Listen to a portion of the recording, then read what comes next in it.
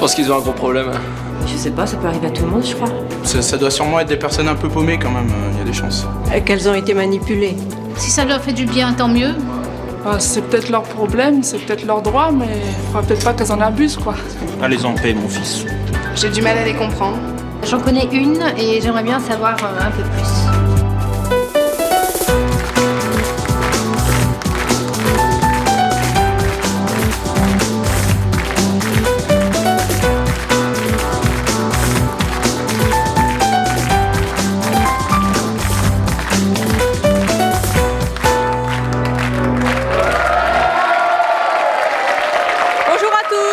Aujourd'hui, nous allons recevoir Isabelle et Mona. Isabelle et Mona ont été toutes les deux adeptes d'une secte. Ça a été un jour leur choix.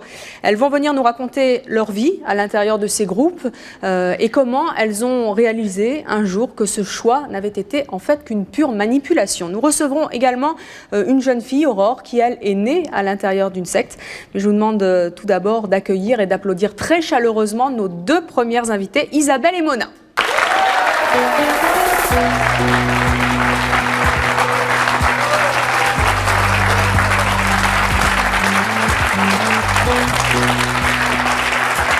Isabelle, Mona, bonjour.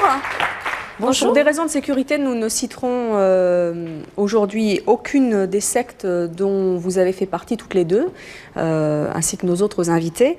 Vous êtes toutes les deux devenues adeptes un jour d'une secte différente. Qu'est-ce qu'on vous a fait espérer ce jour-là, quand vous y êtes entrés? Le meilleur des mondes, un monde meilleur tout simplement, une vie idyllique peut-être, réaliser nos rêves, enfin tout ce qu'un adolescent peut rêver ou un adulte au fond de son cœur, une meilleure vie, un mieux-être. Et vous? Exactement la même chose, curieusement, alors que ce n'est pas la même secte. Mais je crois que ça se retrouve. Mmh. Et à l'époque, en entrant dans cette secte, vous pensiez vraiment faire un choix? On ne pensait surtout pas rentrer dans une secte. On rentrait dans un groupe de réflexion où on était un petit peu idéaliste, mais on ne pensait à aucun moment être dans une secte, sinon on serait parti en courant. Mmh. Enfin, oui, moi j'ai le sentiment d'avoir fait à ce moment-là le choix de mes idéaux. Mmh. Mais bon, c'était pas ça bien sûr. Mais vous non plus, vous n'aviez pas conscience de rentrer dans... Je crois qu'aucun adepte de secte ne se dit je rentre dans une secte, sinon on n'irait pas. Alors Isabelle, vous avez 40 ans, vous êtes entrée dans la secte à l'âge de 17 ans. Oui. Vous y êtes rentrée, vous êtes y restée pendant 7 ans. Comment est-ce que vous êtes rentrée la toute première fois en contact avec cette secte qui n'en était pas une au départ? Par une amie de lycée que j'avais pas revue depuis un an et qui m'a proposé de rencontrer en fait une association. Je m'intéressais à tout ce qui était mystique, ésotérique, c'est encore la mode d'ailleurs, toutes les religions un petit peu extrême-orientales. Et là elle m'a dit écoute, viens, tu vas rencontrer un type extraordinaire, un sage, viens voir, c'est une association, il y a des ateliers expérimentaux, etc. Je me suis dit tiens, un sage à Paris, pourquoi pas? Je crois que c'était en Inde, si vous voulez, dans mon idée d'adolescent, donc je me suis dit oui, pourquoi pas. Et quand vous étiez entré en contact avec ce fameux sage, qu'est-ce qui s'est passé? Il y a eu un déclic? Il y a eu une grande curiosité. Là, je me suis fait piéger par ma curiosité en fait, parce que c'était un type vraiment très bizarre, habillé plutôt dans un style cosmique, avec deux barbes tressées. C'était le gourou de la secte? C'était le gourou de la secte. Et il parlait un néo-langage, comme on dit en matière de secte, un langage inventé. Et j'ai eu le sentiment qu'il allait m'apprendre des choses extraordinaires. Et vous ne vous êtes douté de rien, justement, ces vêtements, la manière de parler, ça n'a rien évoqué en vous? Non, j'avais l'impression d'arriver dans cette communauté, c'est une communauté. J'avais l'impression de rentrer plutôt dans un studio de cinéma avec plein d'artistes. Non, c'était très léger, justement. Je crois que les adeptes dans les sectes sont sincères, à la différence du gourou. Donc, quand on va les rencontrer, on ne va pas se méfier, ils sont comme nous. Et comment ça se passait à l'intérieur de cette secte alors? Oui. Très mal. C'est-à-dire?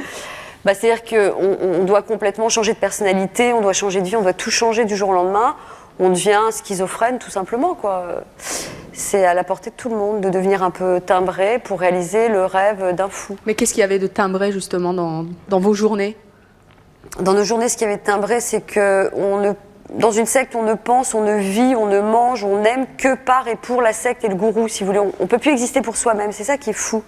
C'est qu'on ne peut plus penser par soi-même, on nous réinvente un passé, un futur, on parle un néolangage, c'est énergétique ceci, je sais pas, tout est cosmique, c'est une autre vie. Donc, bonjour, je m'appelle Othman et je viens du Maroc. Est-ce que je peux vous faire la bise d'abord? Bah oui.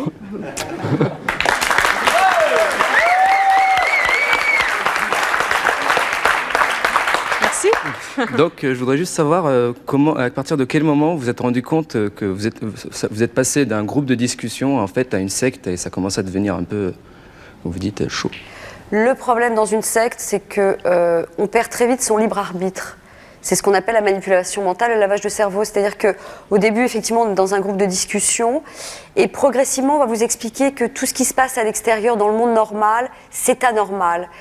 Effectivement, le monde va mal, la pollution, les guerres, la difficulté de communication, c'est vrai potentiellement que le monde va mal. Alors on va vous expliquer que si vous voulez que le monde change, vous devez vous-même changer d'abord. Donc changer de valeur. Vous voyez, et progressivement, vous n'êtes plus vous-même, vous n'en êtes pas rendu compte, vous voulez simplement prouver votre bonne foi, mais en voulant prouver cette bonne foi, vous ne pouvez plus être vous-même. Mais expliquez-nous concrètement les choses aberrantes qu'on vous avait fait. Vous dites j'étais coupé du monde extérieur, vous êtes séparé de votre famille, vous en aviez parlé à vos parents? Vous aviez des Jamais, contacts? non, parce que dans une secte, on vous dit que ce que vous vivez là, c'est exceptionnel en quelque sorte, et ça ne sert à rien, c'est inutile de le raconter à des gens d'extérieur. Mais qu'est-ce qu'on vous fait faire, par exemple? On vous fait travailler, on vous fait lever tôt? Comment ça se passe? Dans cette secte-là, on vous fait coucher très tard, particulièrement. Vous faisiez quoi à l'intérieur de la secte? À l'intérieur de la secte, qu'est-ce qu'on faisait? Surtout méditer. Alors méditer, c'est une manière de vider son cerveau pour remplir un petit peu ce qu'on veut dedans. Ça, c'est une technique de manipulation. Dans cette secte, on devenait végétarien du jour au lendemain. Effectivement, je crois que je suis devenue un légume assez rapidement. Alors, il y avait aussi le côté sexuel dans cette secte qui était très, très fort. C'est-à-dire? C'est-à-dire qu'on vous explique que la sexualité que vivent les êtres humains en général, c'est très, très bestial et qu'il faut relever sa sexualité à un niveau divin. Et le gourou va vous expliquer comment il faut faire.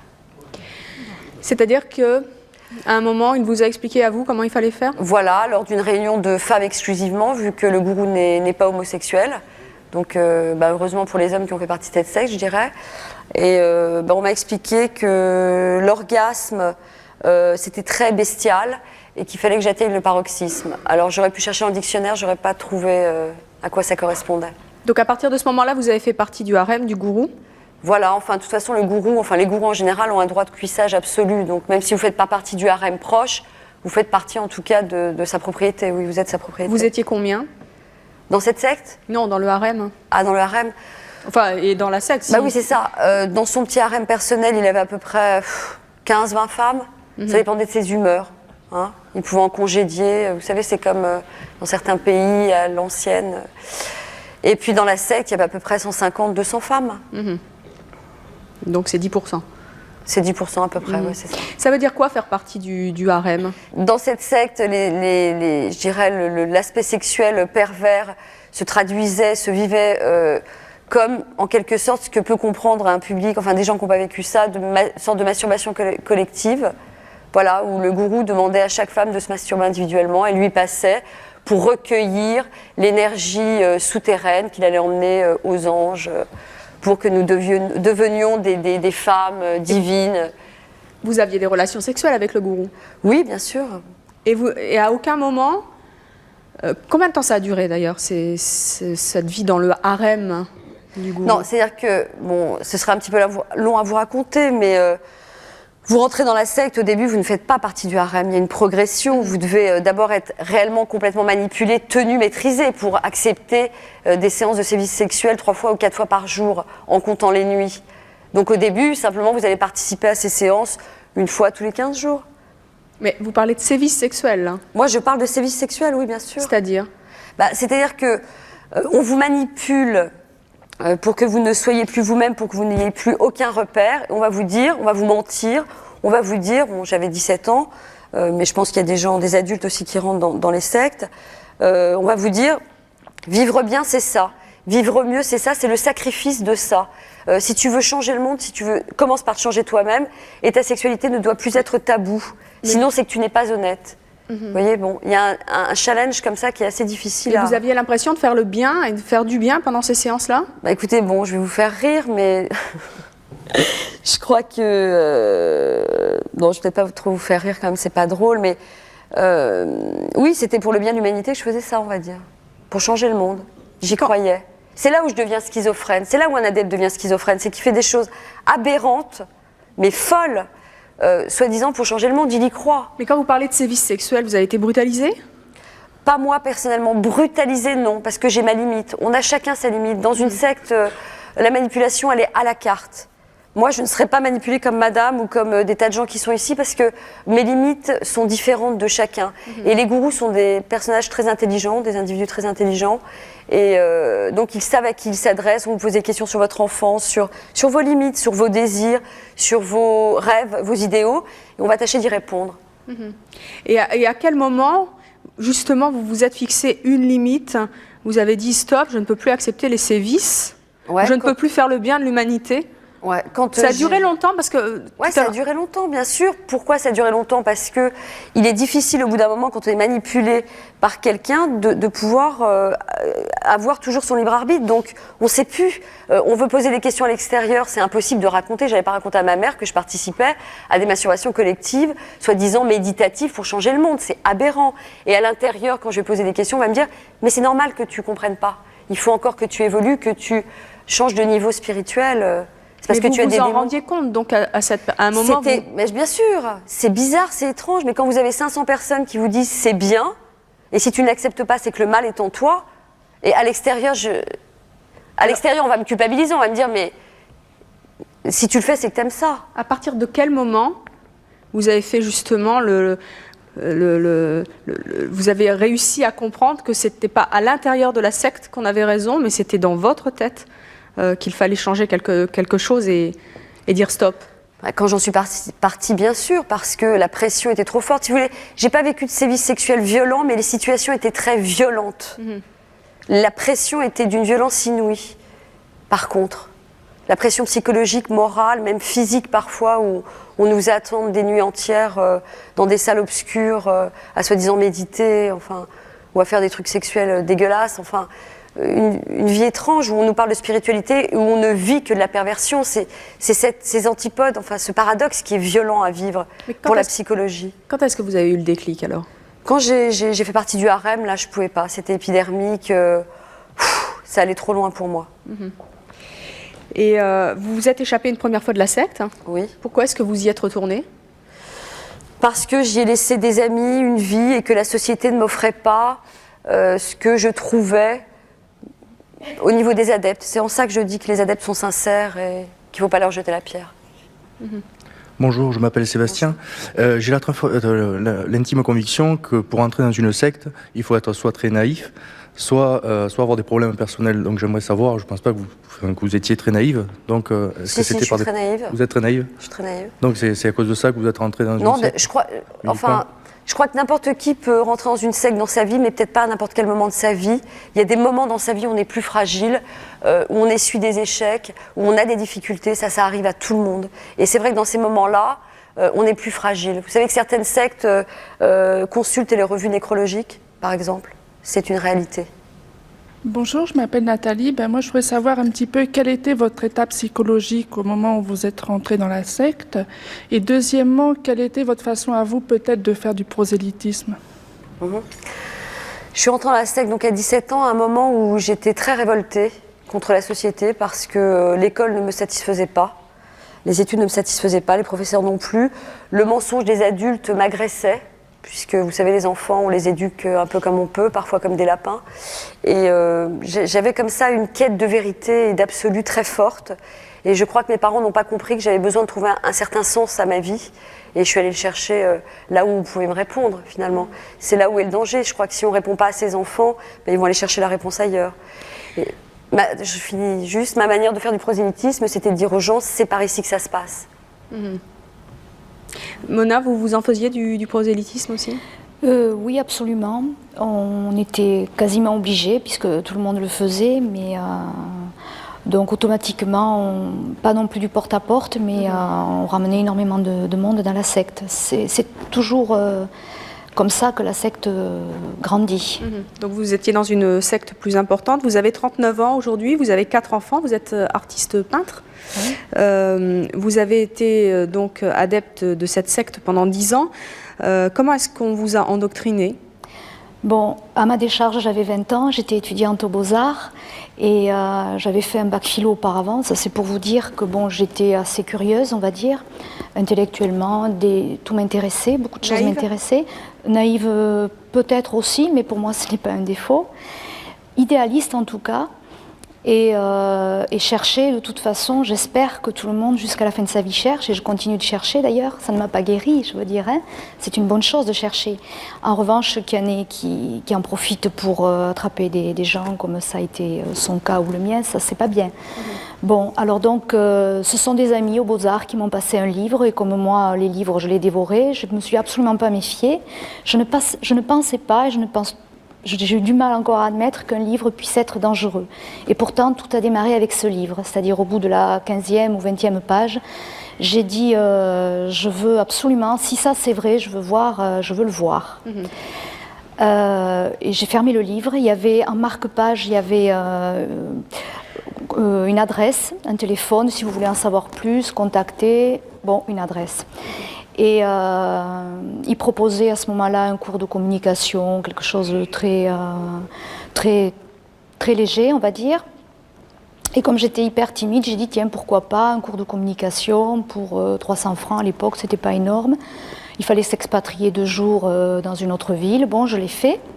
Et puis petit à petit, j'ai trouvé que ça se... Sur le moment, j'ai trouvé que ça se tenait. Et après, petit à petit, insidieusement, on m'a éloignée de...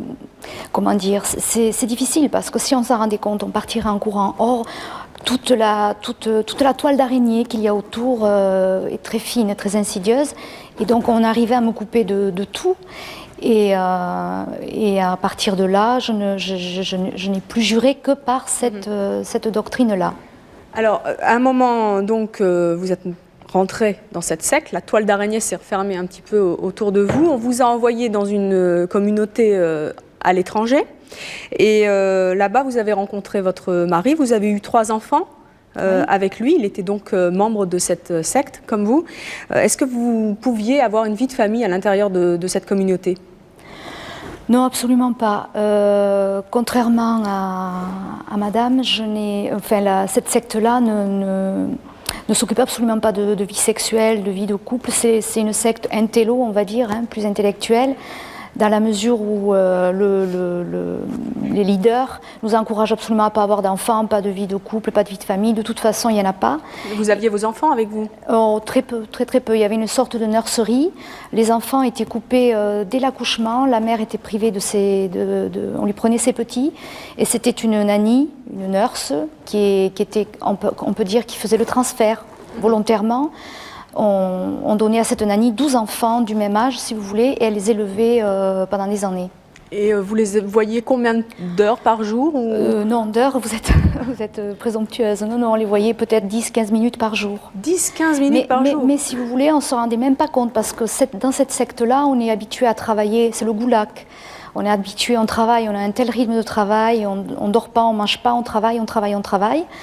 Et donc, on nous casse complètement toutes les fibres maternelles, les fibres familiales, les fibres du couple, toutes les valeurs, si vous voulez, qu'on aurait pu avoir avant. Eh bien, on y a fait un trait dessus et on part dans l'aventure. Mais comment est-ce qu'on arrive à casser une fibre maternelle ? Ça peut être le dernier rempart, non ? Ça aussi, on arrive à le casser ? Comment on fait ? Oui. C'est le lavage de cerveau, c'est comme ça en deux mots, c'est difficile, mais ça arrive. Il suffit dès l'accouchement de faire certaines choses, certaines pratiques. C'est-à-dire ? De prendre la mère, de lui faire des séances spéciales de pseudo-psychanalyse, on va dire, parce que bon. Et on lui fait oublier, prendre l'enfant aussi, le mettre avec une mère, faire un transfert, un psychiatre vous l'expliquerait mieux que moi sûrement, et puis envoyer la mère en mission en Allemagne ou ailleurs, à l'étranger, en lui disant qu'elle était plus importante. Ça aussi c'est pour le bien bien entendu, de l'humanité. Et tout ça, si vous voulez, toute la secte, comment dire, comme c'est un rythme qu'une centaine de personnes en même temps que vous ne pouvez pas ne pas suivre. Et on ne se rend pas compte qu'on peut se détacher de ça à ce moment-là. Bonjour, je m'appelle Frédéric et je voudrais savoir en fait si dans une secte on était manipulé uniquement par un seul gourou ou s'il existait plutôt une structure derrière avec un chef, un sous-chef. Oui. Vous s'il n'y avait inquiétez qu'une pas. seule personne qui... Enfin, en ce qui me concerne, je ne sais pas toutes pour les sectes. vous. Je crois que diviser pour mieux régner, c'est un peu le mot d'ordre. Et je crois que toutes les sectes sont hiérarchisées en pyramide. Il y a le gourou, et puis ses sbires, etc., etc. Tout est très très bien organisé. Mais il ne peut pas exister des courants qui dépassent le gourou? Ah non, ceux-là sont exclus tout de suite, vous inquiétez pas. Tout est très très bien organisé. C'est ça, oui. Mona, vous vous êtes montée dans la hiérarchie aussi? Oui. Et vous avez manipulé aussi les autres? Oui, bien entendu, mais toujours pour la bonne cause, c'est-à-dire je ne pensais pas que c'était si grave. Comment est-ce que vous faisiez pour manipuler les autres, y croire? Parce que moi-même, j'étais manipulée. C'est très facile, je vous assure. On prend une orange, on la presse, ou on prend une éponge. C'était quoi l'argument? L'argument, c'était toujours pour rendre la planète claire, pour rendre la planète légère, enfin pour éviter les guerres. C'était toujours des buts très, très nobles. Mais vous aviez une technique particulière, Bien sûr. Une tactique particulière? Bien sûr, plein, il y en a plein. C'est certainement ce qu'utilise la CIA. C'est quoi, des techniques de manipulation mentale? Bien Ça sûr. se passe comment? Concrètement, est-ce que vous pouvez nous donner un exemple? Oui, je peux vous donner vous raconter des séances d'audition, ça s'appelait. C'est-à-dire qu'il y a un adepte qui est formé pour laver le cerveau à l'autre. Il a un appareil avec des boîtes et c'est une espèce de détecteur de mensonges. Déjà, ça c'était quotidien, c'était des confessions quasiment quotidiennes et personne ne pouvait y échapper. Et donc comme c'était quelque chose d'inscrit pour la collectivité, personne ne pouvait s'y soustraire, si vous voulez. Donc c'était comme nous, on va se brosser les dents. Maintenant, on passait à ce fameux détecteur de mensonges. Et c'est une espèce de confessionnal, mais où on ne peut rien cacher, puisqu'il y a une aiguille la personne qui est habilitée à lire l'aiguille peut vous dire non, là tu me mens, Voilà, donc on est toujours remis sur des rails. Et si on pensait par exemple à s'enfuir, ou si on avait un contact avec un journaliste, eh bien c'était vu tout de suite sur cet appareil, et on était tout de suite manipulé pour être mis sur les rails de nouveau. Bonjour. Moi, je voulais savoir si vous vous étiez échappée toute seule de ces sectes, ou si on vous a aidé, ou si on vous a ouvert les yeux, de l'extérieur, ou même Oui, plutôt violemment. Je me suis enfuie plusieurs fois. Je me suis enfuie chaque fois que j'étais enceinte, bizarrement, parce que c'était une espèce d'instinct de survie, mais je ne savais pas trop, c'était comme une bête traquée, c'est-à-dire je n'analysais pas. J'étais encore adepte dans le fond, mais je sentais que pour le bien-être de l'enfant, il fallait que je parte, et chaque fois, ils m'ont rattrapée par des coups de fil, tout simplement, alors que c'était complètement dans l'Europe du Nord. Moi, j'étais en bas à Toulouse, et on est arrivé à me rattraper par un simple coup de fil. Alors aujourd'hui, vous vous en êtes sortie. Oui. Vous avez 4 enfants aujourd'hui, donc un qui est né en dehors de cette secte. Est-ce que vos enfants, vos 3 enfants qui sont nés dans la secte, ont eu des séquelles de cette vie-là? Oui, bien entendu. Ça a été très dur parce que d'abord, ils n'étaient pas scolarisés du tout. Donc ils sont arrivés en France, nous étions dans l'Europe du Nord. Ils ne parlaient pas français? Ils ne parlaient pas français. La nanny qui en avait soi-disant la garde dans la secte, ils savaient les procédés, les techniques de psychanalyse, enfin tout ça, ils savaient faire. Tous les petits procédés de cette secte-là, ils savaient les appliquer. Mais ce qu'ils ne savaient pas, c'est lire, écrire, compter et parler leur langue maternelle. Donc ils étaient élevés par une nanny anglaise. Donc quand je suis arrivée en France, mon fils aîné avait 7-6 ans. Il est rentré en CP comme ça direct, il n'avait pas fait les 3 maternelles que font les autres bébés français. Donc il est arrivé dyslexique, gaucher, il baragouinait anglais, enfin il a fallu psychologue, institutrice, enfin tout le bazar. Et maintenant ça va bien, merci. Mais bon, ça a été très dur pour les 2 premiers, effectivement. Alors nous allons maintenant accueillir une jeune fille de 19 ans. Comme 3 de vos enfants, eh bien, elle est née à l'intérieur d'une secte et elle y est restée jusqu'à l'âge de 16 ans. Je vous demande d'accueillir chaleureusement Aurore.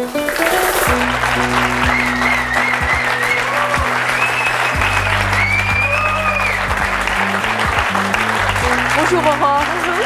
Vous avez 19 ans. Vous êtes future institutrice. En effet, c'est peut-être un signe de ce que vous avez vécu.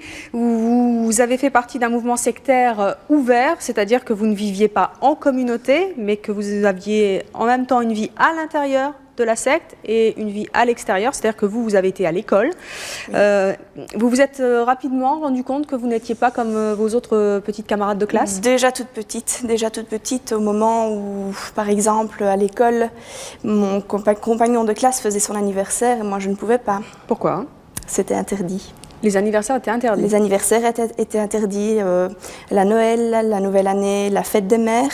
On revenait avec un cadeau pour sa maman. On était tout contents d'avoir fait un petit poème. Et le petit poème, il était jeté à la poubelle. Ça, on n'avait pas le droit non plus? On n'avait pas le droit non plus, non. On ne peut pas idolâtrer une autre personne que Dieu. D'accord. Oui. C'est très difficile pour un enfant de voir ainsi, d'être privé comme ça de l'amour de ses parents? Je ne dirais pas de l'amour de ses parents, mais de tous les petits plaisirs de la vie que tous les autres enfants ont. Toute votre famille faisait partie de la secte? Toute ma famille, oui. Est-ce que vous avez essayé de convaincre vos parents de quitter ce Je n'aurais pas osé. Je n'aurais pas osé d'abord parce que je leur devais soumission et obéissance totale. Et puis parce que maman était... Jusqu'à quel point? Jusqu'à tout. Je devais obéir à tout. Donc à la maison, j'étais la petite fille modèle. Et puis à l'école, j'étais une toute autre personne. C'était le jour et la nuit? C'est exactement, oui. C'était terrible, la différence. Avec l'âge, est-ce que vous en avez voulu à votre mère Non, je ne saurais pas lui en vouloir parce qu'elle-même était manipulée. Je ne saurais pas. C'est pas possible. Qu'est-ce que vous deviez faire pour la secte à l'époque? Eh bien, donc on devait faire du prosélytisme. On allait de porte en porte pour recruter des adeptes. Après l'école? Oh, après l'école, le week-end, oui, à tout moment. Oui. Et puis, on devait préparer nos réunions, on devait faire de la lecture, on avait beaucoup de choses à faire, beaucoup. C'était un autre travail qui commençait après l'école? Tout à fait. Alors bonjour, je m'appelle Xavier. Bonjour. Je vous ai écouté toutes parler. J'ai écouté toutes les folies qui vous sont arrivées. Je trouve que vous êtes relativement lucide sur tout ce qui vous est arrivé. Et je voulais savoir quelle opinion vous aviez de vous-même maintenant que vous étiez relativement sorti du système. Maintenant que vous voyez tout ce qui vous est arrivé. Aurore? Eh bien justement, ce qui est très important de dire, c'est que enfin maintenant je suis moi-même. Je suis moi-même. Et ça, je voudrais particulièrement faire le message à ma sœur qui, elle, est toujours prisonnière dans la secte. C'est que la dernière fois qu'elle m'a vue, elle m'a dit « Aurore, reste toi-même, je suis moi-même » et ça, il faut qu'elle le sache.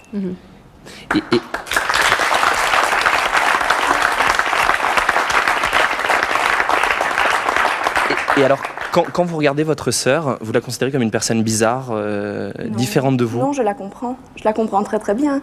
Je sais ce qu'elle vit et vu que j'ai vécu la même chose qu'elle, je sais qu'elle est manipulée et je sais qu'elle ne saurait pas faire autrement. C'est plus fort qu'elle. Et comment vous expliquez qu'elle ne soit pas partie du mouvement et vous, oui? Eh bien, en fait, il y a plusieurs années d'ici, mes parents ont perdu 2 enfants dans un accident de voiture. Et pour retrouver ces 2 enfants, ils devaient gagner leur paradis. Et en fait, c'était un peu comme une carotte qui fait marcher l'âne. Et comme mes parents et moi-même sommes sortis de la secte, ma sœur doit rester là pour gagner le paradis et pour accueillir ses petites sœurs dans le monde nouveau promis par Dieu. Et je crois que c'est la raison pour laquelle elle reste là-dedans. Alors Aurore, nous allons justement accueillir votre mère à qui, à l'époque, vous n'aviez pas parlé de cette volonté de sortir de la secte. Je vous propose d'accueillir la maman d'Aurore, Michel.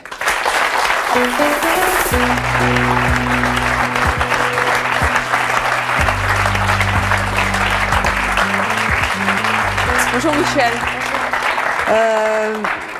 Vous avez fait partie de cette secte pendant 23 ans, c'est cela? Oui. Avec votre maman, oui. Votre mari, oui. Et donc vos enfants. Oui. Votre fille aînée y est toujours, comme nous l'a dit Aurore tout à l'heure.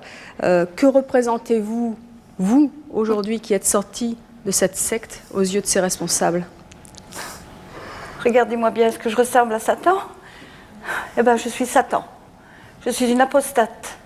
Je suis une femme qui dévoile la souffrance que j'ai eue là-dedans. Et je ne regrette pas de le dévoiler. Seulement, il n'y a qu'une chose, j'ai peur pour ma fille. Alors vous en direz un petit peu plus justement sur l'histoire de votre fille qui est toujours à l'intérieur de la secte dans quelques instants. Mais tout de suite, vous le savez, comme chaque jour, nos appels à témoins. Et écoutez bien, c'est peut-être aussi votre choix.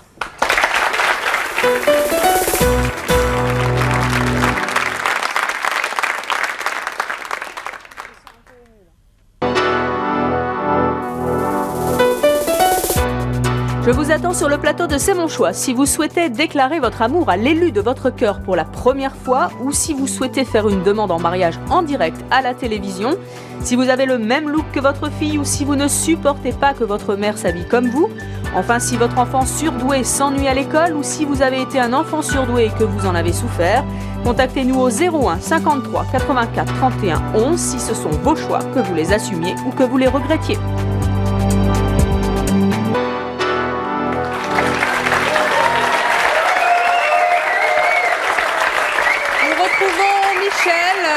Qui a été adepte d'une secte pendant 23 ans avec toute sa famille et sa fille Aurore qui est avec elle sur ce plateau, qui est née à l'intérieur de la secte.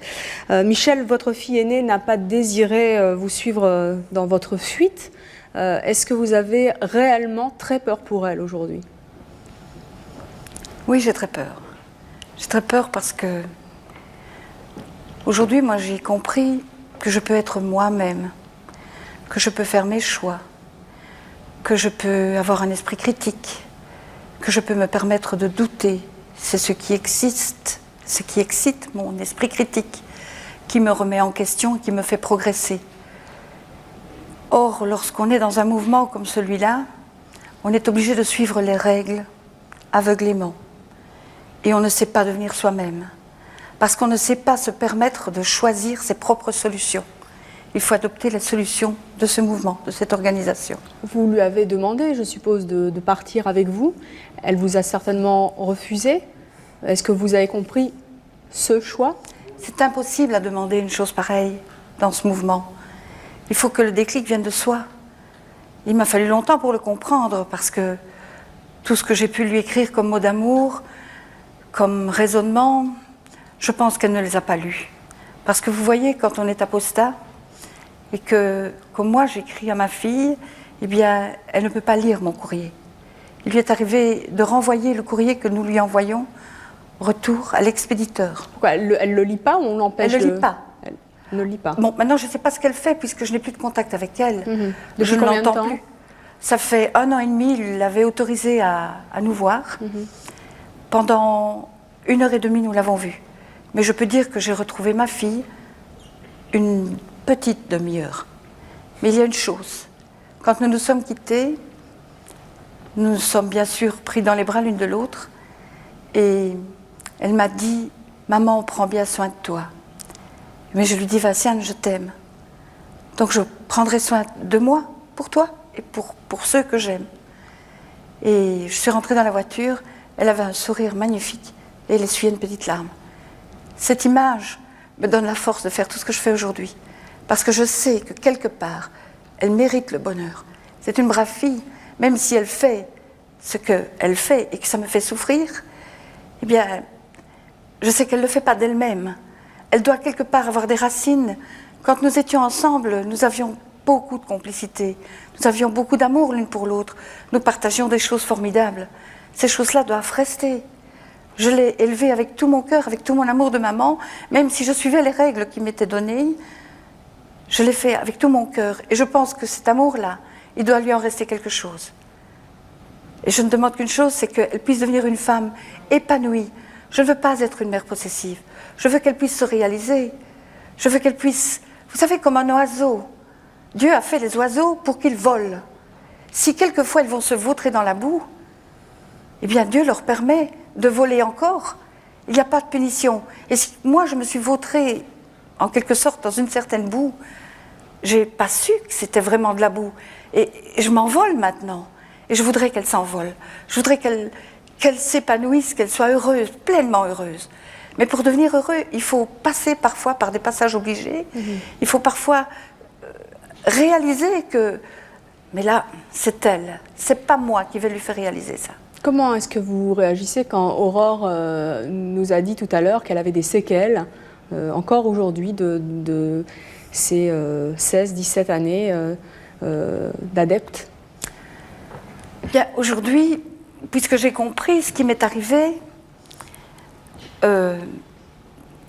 j'essaye de mon mieux d'aider Aurore, de discuter avec elle.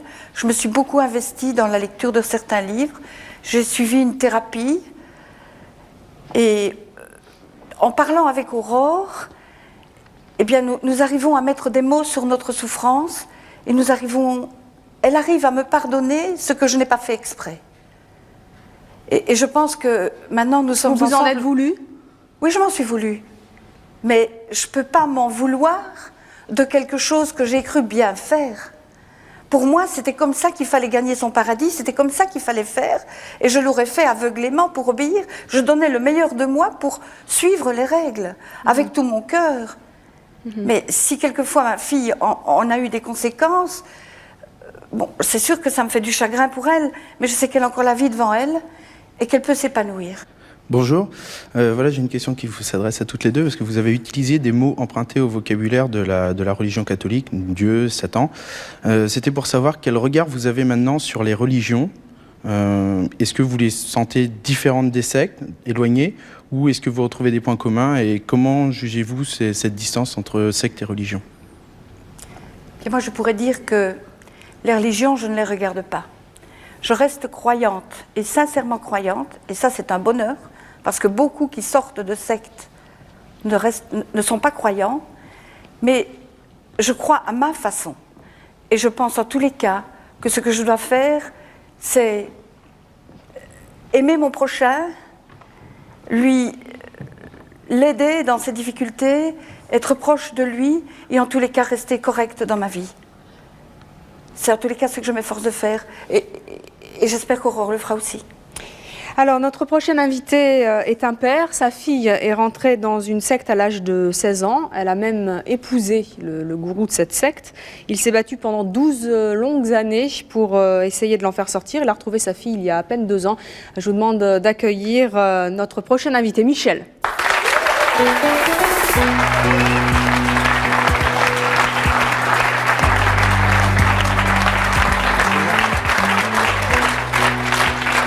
Bonjour Michel, vous avez Bonjour. 52 ans, vous êtes divorcé. 52. Pardon ? 52. 52, oui. Comment votre fille a-t-elle fait la connaissance de son gourou ? À l'âge de 10 ans, sa mère l'a emmené voir un magnétiseur, guérisseur, pour soigner ses verrues, et puis parce qu'elle avait un mollet plus petit que l'autre. Et alors, le magnétiseur s'est révélé être un gourou ? Donc à cette période-là, il y a eu des attouchements. Moi personnellement je me suis aperçu de rien, mon ex-femme s'est aperçue de rien non plus, parce que je pense qu'on aurait fait quelque chose, et on ne parlait pas de tous les problèmes de pédophilie comme maintenant. Et ça a été son secret. Donc pendant 4 ans, il n'y a pas eu de contact, elle ne voulait plus retourner là-bas, quoi. Et elle a repris contact après quand elle est arrivée à l'âge de 14 ans, quoi. Et aussi par le biais de sa mère, qui a été aussi 2 ans dans... sa mère qui est mon ex-femme, quoi. 2 ans aussi dans le groupe, quoi, dans la secte. Comment vous avez compris son choix de vouloir épouser cet homme, qui a donc été son magnétiseur, son violeur, quand elle était mineure, puis son mari ? Il y a tout un phénomène, ça ne s'est pas fait du jour au lendemain. De fait, il y a eu déjà un état de choc parce que elle avait une mission, c'était sa fille spirituelle lors de l'attouchement quand elle était mineure, quand elle avait à l'âge de 10 ans. Après, il y a eu un déconditionnement, c'est-à-dire toutes les valeurs, la famille, la morale, la religion, l'État, enfin, une déstructuration. Et après, il y a eu une soumission. Donc soumission, et il l'a fait passer pour obsédé sexuel. Donc il réalisait tous ses fantasmes avec elle.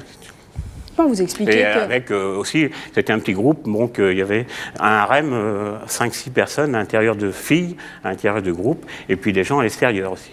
Mais comment vous expliquez que votre fille se soit mariée finalement avec lui ? Écoutez, elle était conditionnée, hein, elle était soumise, donc il pouvait lui faire n'importe quoi. D'abord, on exerce une peur déjà sur les gens qui sont à l'intérieur du groupe et aussi une peur à l'extérieur parce qu'il m'a cassé la figure il y a 12 ans de ça.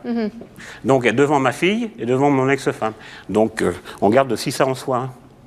De quel pouvoir justement vous disposiez pour tenter d'arrêter ce mariage et pour faire sortir votre fille de cette secte? Bon, en fait, là, moi j'ai passé 10 ans de ma vie là-dedans. Le temps, il faut réagir quand son enfant déjà est dans une secte. Donc il y a tout quelque chose, un travail à faire sur soi déjà. Moi j'ai fait un travail sur moi. Et à partir de là, j'ai agi. Donc, et ça a été rapide, ça a été très rapide. Donc, au bout de 6 ans, il y a eu ça s'est terminé. Mais donc, j'ai rassemblé, j'ai fait une association avec les autres familles. J'ai adhéré aussi à la DFI. Et puis, on s'est battu. L'association de défense des familles et de l'individu, c'est ça? Comment? La oui. DFI pour les gens qui ne le sauraient pas? Et autrement, on a fait une association avec les autres familles pour lutter contre cette secte. Et effectivement, on a eu un résultat, parce qu'on a porté plainte auprès du procureur de la République pour violence, avec préméditation, auprès de nos filles et de nos enfants. Pendant que vous vous battiez, pendant ces 12 années, votre fille n'a pas subi de pression, de menaces, Ma fille, de toute façon, et c'est ça. En ce qui concerne les familles, il faut dépasser sa peur. Il faut agir. Mais de toute façon, ça ira jamais dans notre sens. Ma fille, de toute façon, à un moment donné, j'ai dit, de toute façon, elle est battue. Ça sert donc qu'elle soit battue un peu plus ou un peu moins, ça changera rien. Et elle a été battue, elle a été enchaînée. Quand elle me raconte sa vie, je vais vous dire, c'est une vie de détresse. Hein. Bonjour, je m'appelle Liliane. Je voudrais savoir si vous avez suivi une thérapie à la suite de votre expérience. Moi, j'ai fait ma thérapie. Personne n'est capable. Je pense que personne n'est capable de vous ramasser à chaud comme ça. Moi, il se trouve que j'ai eu la chance d'écrire mon histoire. Donc, j'ai fait une sorte d'art-thérapie privée. J'ai fait une analyse qui a duré plus d'1 an. J'ai écrit un pavé de 300 pages où j'ai raconté toute mon histoire avant, pendant et après la secte. Donc, j'ai tout décortiqué, j'ai tout analysé. J'ai fait 5 semaines de cure de sommeil après ça. Et maintenant, ça va. Mais je veux dire, il a fallu passer par toutes ces étapes-là. Personne ne peut vous aider, on est très démunis. Je crois. Nous, par contre, c'est un peu différent. Pour un travail scolaire, donc de fin de réto, j'ai rencontré un psychothérapeute, qui est d'ailleurs maintenant de notre association. Je l'ai mis en contact avec nos parents et je pense que ce psychothérapeute nous a beaucoup aidés, beaucoup. Est-ce que vous faites encore confiance aux autres? J'ai très difficile d'établir une pleine confiance en quelqu'un et d'ailleurs ça m'apporte souvent des problèmes dans mes relations, qu'elles soient affectives ou amicales ou peu importe. J'ai très difficile de faire une totale confiance en quelqu'un. Mona, Isabelle, l'émission donc s'appelle C'est mon choix. Est-ce qu'à un moment, à l'intérieur de cette secte, la vôtre, enfin votre ex-secte et votre ex-secte, est-ce que vous avez été amené à faire des choix personnels? Bien sûr. Tout le temps. Tout le temps. À s'avancer encore plus dans l'engrenage. Allez, vas-y, prouve que tu es là parce que tu le veux. On n'a pas le temps de se le dire, est-ce que je le veux vraiment? Parce que tout de suite, il faut réagir. C'est ça la manipulation. Et vous? Oui, au niveau du choix, c'est comment dire, c'était surtout si c'est vrai, si ce qui est écrit là c'est vrai, il faut que je le voie, il faut que je le sache, il faut que je l'expérimente, il faut le crier à tout le monde. Donc c'était toujours un avancement comme ça. Mais on ne peut pas vraiment appeler ça un choix. Mais si, parce que c'est là où on est acteur en réalité. Le problème des sectes, pourquoi on ne peut pas les coincer? Parce que finalement les adeptes sont acteurs de leur malheur. C'est bien la problématique des sectes. C'est que finalement la perversion, c'est là où c'est tordu, c'est qu'on agit dans la secte. C'est-à-dire que nous, à un moment donné, le gourou nous a dit en pleine réunion générale, qui est prêt à mourir pour moi, avancer d'un pas? Celui qui avançait pas, c'était l'idiot du village. Donc j'ai avancé comme tout le monde et j'aurais peut-être pu tuer quelqu'un au nom de Dieu, comme d'autres le font, des fanatiques. Oui. C'est là où... Évidemment, on va dire on n'a pas le choix parce qu'on est manipulé, etc. Mais c'est justement tout le dilemme des sectes, je dirais. Eh bien, mais vous avez dit parce qu'on est manipulé. Le choix ne dépend pas de la manipulation. Le choix, c'est une autonomie. C'est soi-même, c'est pas un choix. Oui. Maintenant, vous avez fait un choix. Oui, mais c'est comme quand vous regardez une pub mensongère à la télé, vous allez faire le choix d'acheter le produit et en fait, on vous a baratiné de A à Z sur la publicité. Vous allez acheter le produit, mais vous pouvez le taper aussi. Tandis que là-dedans, vous ne le ferez pas. Le produit, si vous ne convient pas, vous le jeterez. Tandis que la secte, Oui, pour bien pouvoir sûr. la jeter, Non, mais ce que je veux dire, il faut c'est que vraiment la s'investir. manipulation, en réalité, elle est partout. Elle n'est pas que dans les sectes. Mais ça, je suis Elle est à d'accord. l'école. Elle est dans la façon dont on éduque nos enfants. Je ne veux pas faire de la parano du tout. Elle est à dose homéopathique, on va dire, dans la société. Et dans les sectes, elle est à dose, c'est carrément la chimiothérapie. Mais vous comprenez, on fait des choix dans une secte, mais on choisit de se détruire. C'est ça qui est ambigu. Et c'est pour ça qu'on fait beaucoup un parallèle, par exemple, avec la toxicomanie, parce qu'il y a cette espèce de manque où on a besoin qu'on s'occupe de nous, d'être un peu le phare de la société. Il ne faut pas oublier que dans la secte, on a le sentiment, on nous donne le sentiment d'être l'élite sociale. Et on fait le choix de garder cette place. On est les rois du monde. Et c'est ce choix-là, égocentrique et orgueilleux qu'on a fait à ce moment-là, je crois. Et c'est un choix avec une récompense de toute manière. Ouais, une fausse, mais ouais, une récompense. En tout cas, vous avez fait le choix aussi d'en sortir. Merci de vos témoignages très émouvants et très bouleversants aujourd'hui. Merci de vos questions et de vos réactions. Et puis merci à vous de nous avoir suivis, comme chaque jour, de plus en plus nombreux. À très très bientôt.